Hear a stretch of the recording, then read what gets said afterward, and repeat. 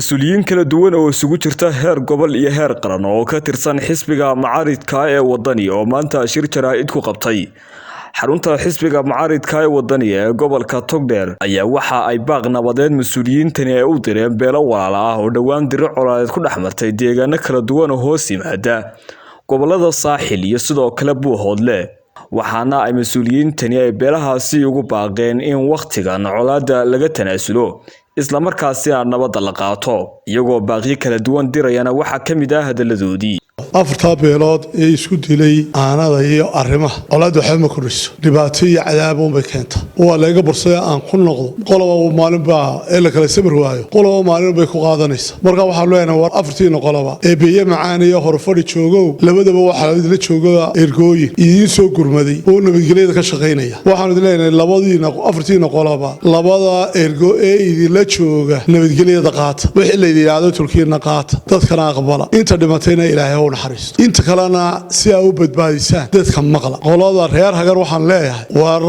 hadii ninka afraa badan uu samir waayo kafraayir samir maayo reer hagarow sabir qaata wixii idinku yimaada wax wal oo tolkeen idinku xukumanay idinku gaar u qaata qaar baan iyaga ula hadlaya sababtoo ah way soo noqnoqday dagaalkoodu dhowr jeer laba reerna iyaga badan faarax garaad waxaan baaq nabadeed u diranaa anagoo xisbiga wadaniga ee qaashqaaqadii ka dhacday labada degme xagal iyo laasiciidle ee ku dagaalamay meesha la biyo macaan waxa weeye waxaan dirana baaq nabadeed xabad wiil baa ku dhintay weel kuma dhasho war xabada joojiya nabadda u hogaansama dad walaalabaatiin isku deegaana isku nafa isku noola waxa isku leenaysan meel cidla ah oo biyo uun leh laga cabo oo awligiin wada deganideen wada nooshiin daaqa wada leedihiin biyaha wada leedihiin calafka wada leedihiin nabadda u hogaansama labada beelood ee walaalaha iyagoon ku dagaalamay meesha la horfadhi iyo eegaag ee ka tirsan Buuhoodle waxa weeye waa arin aad iyo aad u xun 16 sano soo noqonaysa nabadda qaata nabad baan kula dardaarmanaa dadka idin soo gurmada maqla u hogaansama nabaddu waxa weeye waa gogosha ragga baaq nabadeed waxaan u direynaa deegaamada horfadhi iyo beeyo macaan waxaan ugu baaqaynaa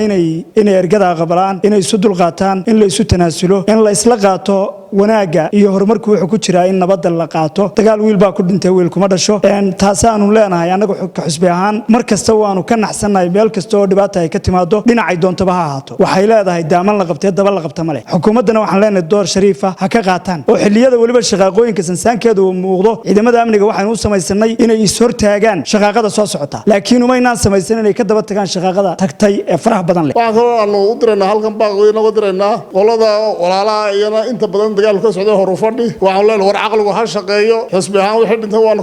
tacsiyeynaa inta dhaawacatay waanu u ducaynaynaa inta nool waxaan leenahay war halka arkiyo inagu dhaafin waa kugu dhimayo ka dhimay Soomaaliland qof ma dheera dhammaan waxaan leenahay ha loo hogaansamo nabadda waana idinku ducaynaynaa hadii aad dadka aqbashaan in Ilaahay beerkiina burcadiisu mariyo waxaan idinku baaqaynaa xisbi ahaan in nabadda la qaato in ergada la aqbalo calool wanaag niyo wanaag labada beelood ee walaalaha ah ee beeyo macaan isku laayay waxaanu leenahay war nabadda qaata dadka meesha ku dhintay waa dad isku helo isku mid ah wuxuu kugu dhimayo ka dhibay saqar dambe yaanay bixin sidii gobonimada inagu ahayd leenagu yaqaanay gahan dadsan isku baraarujeenaa shaqaaqadu way dhacdaa laakiin waa la xaliyaa maanta uma baahna dhimasho dambe iyo dagaal waxaan leenahay halka gurmadka badan ee yimi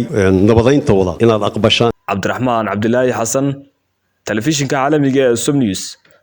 magaalada Burco.